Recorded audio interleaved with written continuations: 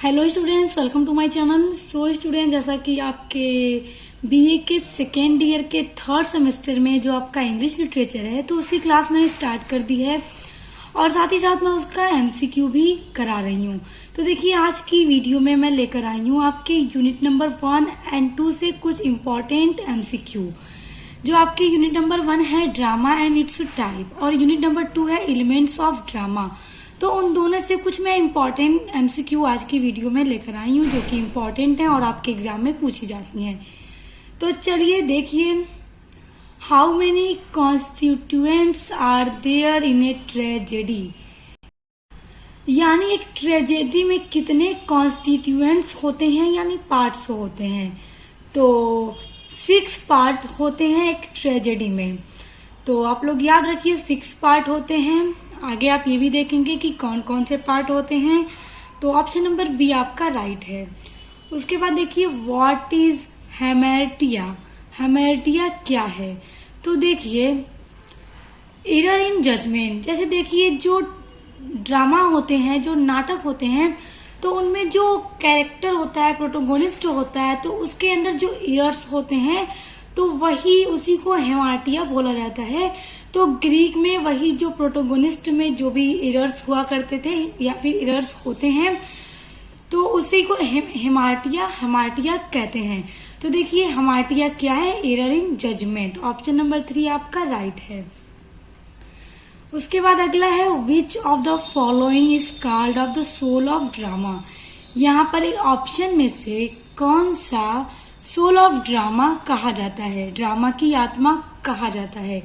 तो देखिए, प्लॉट को सोल ऑफ ड्रामा कहा जाता है। ऑप्शन नंबर डी आपका राइट है। अब देखिए, अगला है, the type of drama that mingles the tragic and comedy elements together is called. देखिए, वो ड्रामा जिसमें ट्रेजिक एंड कॉमेडी दोनों के एलिमेंट्स टुगेदर यानी साथ होते हैं तो उसे क्या कहते हैं।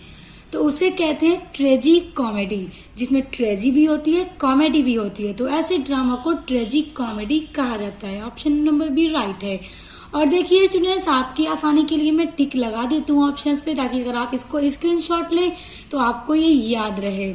जब आप इसको देखेंगे तो आपको याद रहेगा। अगला है, who is called the Pioneer of the drama of ideas. देखिए, पॉइनियर मतलब होता है शुरू करने वाला या आगे चलाने वाला। तो ड्रामा ऑफ आइडियाज का पॉइनियर कौन है। तो George Bernard Shaw drama of ideas के पॉइनियर हैं। ऑप्शन नंबर आपका सी राइट है। अगला है, व्हाट अकॉर्डिंग टू एरिस्टोटल, यानी एरिस्टोटल के according is the aim of a successful tragedy. एक सक्सेसफुल ट्रेजी का क्या एम है। तो देखिए क्या है, catharsis. Option number D catharsis, ये आपका राइट है। ऑप्शन नंबर सी राइट है। अगला है, व्हाट इज ट्राइलॉजी, ट्राइलॉजी क्या है। तो देखिए, ट्राइलॉजी होती है 3 ट्रेजेडीज, यानी कि जिसमें 3 ट्रेजेडीज जो होती हैं एक दूसरे से इंटरकनेक्टेड होती हैं। जो कि जो राइटर थे वो इस तरह की ट्रेजेडीज को लिखा करते थे, इसका कंपटीशन होता था, तो उसी को ट्रायलॉजी बोलते हैं, जिसमें 3 ट्रेजेडीज होती हैं और एक दूसरे से इंटरकनेक्टेड होती हैं। तो ऑप्शन नंबर सी आपका राइट है। अगला मोस्ट इम्पोर्टेंट आपका ऑब्जेक्टिव्स है। देखिए, which is the first English tragedy, English की पहली ट्रेजेडी कौन सी है। तो वो है गॉर्बोडक। देखिए, ये बी है, गॉर्बोडक। देखिए, GORBODUC, ये आपका राइट है। अब देखिए, which play is not written by Shakespeare. यहाँ पे ऑप्शन में से कौन सा शेक्सपियर का प्ले नहीं है। तो देखिए, ओथेलो शेक्सपियर का है, मैकबेथ भी है और एज यू लाइक इट भी शेक्सपियर का ही प्ले है। तो द ज्यू ऑफ माल्टा, ये शेक्सपियर का प्ले नहीं है। ऑप्शन नंबर ए आपका राइट है। अगला देखिए, what was the chief components of the sentimental comedy. ये ऑप्शन में से आपको बताना है कि सेंटिमेंटल कॉमेडी का कौन सा तत्व है। तो देखिए, पैथोस आपका राइट है। अब देखिए, हु रोट, किसने लिखा the murder in the cathedral. देखिए ये एक नाटक है, एक ड्रामा है। तो इसको किसने लिखा? तो इसको लिखा है टी.एस. इलियट ने। ऑप्शन नंबर ए राइट है। याद रखिए, बहुत इंपॉर्टेंट है, अक्सर ये दिया जाता है एमसीक्यू में आपके। आप देखिए, who is called the father of poetic drama in England? कौन कहे जाते हैं फादर यानी पिता पोएटिक ड्रामा के इन इंग्लैंड में? तो देखिए, इंग्लैंड में जो पोएटिक ड्रामा के फादर कहे जाते हैं वो टी.एस. इलियट हैं। तो देखिए ऑप्शन नंबर भी आपका राइट है, टी.एस. इलियट। लेकिन यहाँ पर एक और बात जान लीजिए जो कि बहुत इंपॉर्टेंट है आपके लिए जानना। देखिए टी.एस. इलियट के पहले भी बहुत सारे राइटर्स ने पोएटिक ड्रामा लिखा है। तो आप ये मत समझिएगा कि टी.एस. इलियट ने ही पोएटिक ड्रामा लिखना स्टार्ट किया है। टी.एस. इलियट से पहले भी बहुत सारे राइटर्स हैं इंग्लैंड के जो कि पोएटिक ड्रामा लिखते थे। टी.एस. इलियट को फादर इसलिए बोला जाता है क्योंकि इन्होंने ही मतलब पोएटिक ड्रामा के टर्म्स लाए। तो याद रखिए, इसीलिए टी.एस. इलियट को पोएटिक ड्रामा का फादर बोला जाता है। ऑप्शन नंबर बी आपका राइट है। आप देखिए, how many types of the plot are there? तो हाउ मेनी टाइप्स, कितने टाइप हैं प्लॉट के? तो देखिए 2 टाइप्स होते हैं, एक कॉम्प्लेक्स भी होता है और सिंपल भी होता है। तो जब ये दोनों आपका राइट है तो आपके पेपर में आपको दिया जाएगा बोथ ए एंड बी। जो भी ऑप्शन राइट होंगे तो आप लगा दीजिएगा। ये मत सोचिएगा कि अब ये दोनों मेरा आंसर राइट है तो दोनों पे टिक कर दो। नहीं, A and B both there है ना, यानी ए भी सही है बी भी सही है, तो सी पे आप टिक कर दीजिए। तो ऑप्शन नंबर सी राइट है। आगे देखिए, हु रोट्स, किसने लिखा द ट्रोजन वुमेन? अब इस प्ले को किसने लिखा है? तो इसको लिखा है यूरिपिडेस ने। ऑप्शन नंबर बी यूरिपिडेस आपका राइट है। उसके बाद देखिए, who wrote Antony and Cleopatra? Antony and Cleopatra किसने लिखा है? तो इसको किसने लिखा है? शेक्सपियर ने, टी.एस. इलियट ने, जॉन मैसाफील्ड ने या फिर मार्लो ने? तो इसको लिखा है शेक्सपियर ने। याद रखिए, ये बहुत इंपॉर्टेंट है। अब देखिए, हु वॉज जॉन गॉल्सवर्थी? जॉन गॉल्सवर्थी कौन थे? तो देखिए, a problem play writer. A problem play क्या है ये मैं बता चुकी हूँ जब मैंने ड्रामा पढ़ा रही थी। ड्रामा कितने टाइप्स का है, यूनिट नंबर 1 जो आपका है, तो जब मैं इसको पढ़ा रही थी तो मैंने पढ़ा रखा है। अगर आपने नहीं देखा है तो देख लीजिए। तो जॉन गॉल्सवर्थी एक प्रॉब्लम प्ले राइटर थे। उसके बाद देखिए, a writer and social reformer, एक लेखक भी थे और सोशल रिफॉर्मर भी थे। तो ये दोनों ही गॉल्सवर्थी थे। तो ऑप्शन नंबर आपका ए एंड बी दोनों करेक्ट है। तो सी में देखिए, ए एंड बी बोथ दोनों दिया जा रहा है, यानी दोनों सही है। तो सी पर आप लोग एग्जाम में टिक कर दीजिएगा। अब देखिए, Aristotle's elements of drama included. आप देखिए, एरिस्टोटल के एलिमेंट्स ऑफ ड्रामा इंक्लूडेड, यानी कि एलिमेंट्स ऑफ ड्रामा में क्या क्या इंक्लूड है एरिस्टोटल के अकॉर्डिंग? तो प्लॉट एंड कैरेक्टर, ये भी इंक्लूड है एलिमेंट्स ऑफ ड्रामा में। थॉट एंड डिक्शन भी इंक्लूड है। सॉन्ग एंड स्पेक्टेकल भी इंक्लूड है। तो देखिए 1, 2, 3, 4, 5 एंड 6, तो ये सब आपका करेक्ट है। ए, बी एंड सी तीनों राइट हैं आपके ऑप्शन। तो ऑल ऑफ दीज आपका करेक्ट हो जाएगा। और देखिए, मैंने अभी आपको पीछे बताया था कि कितने ड्रामा के एलिमेंट्स होते हैं, तो 6 आपको मैंने बताया, टिक कर लीजिए। आपसे मैंने कहा था आगे आएंगे कौन कौन से एलिमेंट्स ऑफ ड्रामा हैं, तो आप उनको लर्न कर लीजिए। Plot, character, thought, diction, song and spectacle, तो ये 6 एलिमेंट्स ऑफ ड्रामा है। तो ऑल ऑफ दीज आपका करेक्ट ऑप्शन है। अब देखिए, cacophony might be used in writing about. देखिए, ये आपका यूनिट नंबर 2 से कुछ इम्पोर्टेंट है। देखिए, cacophony might be used in writing about. Cacophony क्या है? एक एलिमेंट्स ऑफ ड्रामा है। मैंने आपको पढ़ा दिया था जब आपकी यूनिट नंबर 2 आपको पढ़ाई थी, उसमें जितने भी एलिमेंट्स ऑफ ड्रामा है सब हम कंप्लीट करवा दिया अच्छे से नोट्स के साथ। आप लोग उस वीडियो को जरूर देख लीजिएगा। तो देखिए, जो कैकाफोनी है वो यूज की जाती है राइटिंग अबाउट। किस चीज को लिखने के लिए कैकाफोनी का यूज किया जा सकता है? तो पहले आप ऑप्शन देख लीजिए। टॉलिंग ऑफ डिस्टेंट बेल्स, दूर बजती हुई घंटियों के लिए। Chaotic violence of a battle ground. देखिए, कायोथिक यानी कि उथल पुथल, वायलेंस मतलब हिंसा, उथल पुथल हिंसा ऑफ ए बैटल ग्राउंड, यानी युद्ध के मैदान की।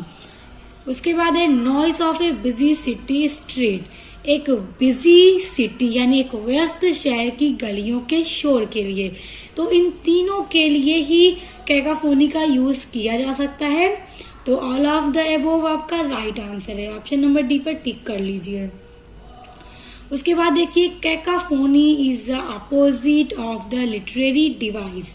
अब देखिए कैकाफोनी का अपोजिट क्या है, ये भी मैं आपको पढ़ाई हूँ। यूफोनी, यूफोनी देखिए कैकाफोनी का अपोजिट है, और जब एलिमेंट्स ऑफ ड्रामा कराया था तो दोनों मैंने बता दिया था आप लोगों को। तो याद रखिए कैकाफोनी का अपोजिट जो होता है वो यूफोनी होता है। और आप इन सभी को पढ़ लीजिएगा कि ये होते कहाँ क्या है, इनका यूज कहाँ पे किया जाता है। तो मैं इन वीडियोस के लिंक आपके इसी वीडियो के डिस्क्रिप्शन बॉक्स में दे दूंगी, तो आप लोग देख लीजिएगा। अब अगला देखिए the language through which the story is presented, the choice of word and linguistics is term as. देखिए द लैंग्वेज, भाषा के थ्रू जो स्टोरी प्रेजेंट की जाती है। तो the choice of words, words के चूज की चॉइस ऑफ वर्ड्स, और भाषा के लिए वर्ड्स और भाषा के चयन के लिए तो डिक्शन। देखिए डिक्शन क्या होता है, डिक्शन में कोई भी राइटर हो या पोएट हो वो शब्दों का चयन करता है, भाषा का चयन करता है कि वो किस तरह से अपना जो भी प्ले लिखने वाला है, पोएट्री लिखने वाला है, तो किस तरह से वो उसमें वर्ड्स का यूज करेगा। तो डिक्शन आपका ऑप्शन नंबर भी राइट है। अब देखिए what is usually a short speech given by a narrator character addressing the audience directly at the end of play. अब देखिए यहाँ पर कहा क्या जा रहा है, what it is usually a short speech. एक शॉर्ट स्पीच दी जाती है, यूजुअली दी जाती है बाय अ नरेटर कैरेक्टर, एक नरेटर कैरेक्टर के द्वारा। एड्रेसिंग, एड्रेसिंग मतलब संबोधित करते हुए ऑडियंस यानी जो दर्शक हैं जो देख रहे हैं ड्रामा को। डायरेक्टली यानी कि जो नरेटर कैरेक्टर है वो स्पीच दे रहा है, एक शॉर्ट स्पीच दे रहा है, मतलब अपने ऑडियंस को संबंधित करते हुए, एकदम डायरेक्टली संबंधित करते हुए दे रहा है speech. At the end of play यानी कि नाटक के अंत में। तो उसे क्या बोला जाता है, उसे बोला जाता है एपीलॉग। तो एपीलॉग आपका राइट आंसर है। ये सब आपके एलिमेंट्स ऑफ ड्रामा हैं, आप इनको पढ़ लीजिएगा, लिंक मैं आपको दे दूंगी इस वीडियो के डिस्क्रिप्शन बॉक्स में। अब देखिए a mistaken use of an incorrect word in place of the word with a similar sound. अब देखिए मिस्टेकन यूज यानी कि मिस्टेक से यूज किया जाता है इनकरेक्ट वर्ड्स का in the place of the word, यानी कि एक सही शब्द के स्थान पर गलत शब्द का यूज किया जाता है, जिनका साउंड जो है प्रोनाउंसिएशन जब होता है हम बोलते हैं तो वो सेम होता है। तो जैसे सेल, देखिए सेल अगर हम बोल रहे हैं SELL सेल, और एक कोशिका वाला सेल होता है CELL सेल। तो देखिए यहाँ पे प्रोनाउंसिएशन क्या हो रहा है, सेम हो रहा है, मगर क्या है मीनिंग फौरन चेंज हो जाती है और स्पेलिंग भी सेम चेंज हो जाती है, मगर जो हमारा प्रोनाउंसिएशन होता है वो सेम होता है। तो मतलब यूज किया जाता है सही शब्दों की जगह पे गलत शब्दों का, resulting in a non sensical, जिसका रिजल्ट होता है बेवकूफी भरा हुआ, यानी नॉन सेंसिकल बेवकूफी भरा हुआ, और समटाइम्स यानी कभी कभी ह्यूमर्स अटरेंस, ह्यूमर्स मतलब हंसी मजाक, और यूटरेंस मतलब कथन, यानी हंसी से भरा हुआ कथन। इस टर्म है, उस टर्म को क्या कहते हैं, तो उस टर्म को कहते हैं मैलाप्रोपिज्म। मैलाप्रोपिज्म भी मैं बता चुकी हूँ, जिसमें गलत शब्दों का यूज किया जाता है सही शब्द के स्थान पे। तो आप लोग इसको देख लीजिएगा, ऑल एक ही वीडियोज में मैंने कवर किया है। अब देखिए cacophony is also known as, देखिए जो कैकाफोनी है उसको एक और नाम से जाना जाता है, वो नाम है डिसोनेंस। तो डिसोनेंस के नाम से भी कैकाफोनी को जाना जाता है। तो याद रखिए, बहुत इंपॉर्टेंट है, समटाइम्स एग्जाम में दे दिया जाता है। तो ऑप्शन नंबर सी आपका राइट है। अब देखिए कॉन्फ्लिक्ट्स क्रिएट, जो कॉन्फ्लिक्ट्स है वो क्या क्रिएट करता है, तो वो क्रिएट करता है टेंशन को। तो ये कुछ इम्पोर्टेंट ऑब्जेक्टिव्स थे आपके unit number 1 and unit number 2 से। तो मैंने ये दोनों यूनिट्स आपकी कंप्लीट करवा रखी हैं, तो उन दोनों का लिंक मैं आपको डिस्क्रिप्शन बॉक्स में दे दूंगी, और आगे की यूनिट्स को भी मैं कंप्लीट कराऊंगी धीरे धीरे, जल्दी से। उसको कोशिश कर रही हूँ कि जल्दी से आपका पूरा ये यूनिट्स कवर कर लूँ। तो आप लोग मेरे चैनल से जुड़ जाइए अपने सब्जेक्ट को पढ़ने के लिए, और ये जो एमसीक्यू हैं आप इनको अच्छे से याद कर लीजिएगा, एग्जाम में दिए जाते हैं, जिनका भी एमसीक्यू पैटर्न पर एग्जाम होता है। और आगे भी मैं इससे कुछ एमसीक्यू वीडियोस अपलोड करूंगी जो कि आपके एग्जाम में आपकी हेल्प करेगा। तो वीडियो पसंद आई तो लाइक कमेंट शेयर करके चैनल को सब्सक्राइब करके बेल आइकन को प्रेस कर लीजिए। तो हम मिलते हैं नेक्स्ट वीडियो के साथ।